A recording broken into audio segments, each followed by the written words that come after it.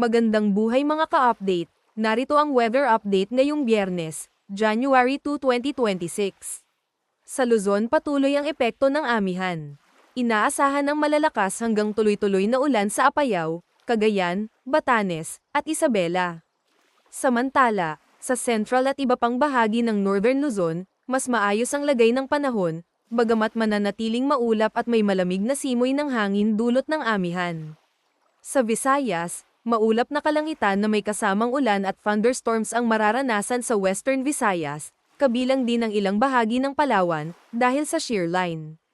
Posible ang panandali ang malalakas na buhos ng ulan, lalo na sa hapon hanggang gabi.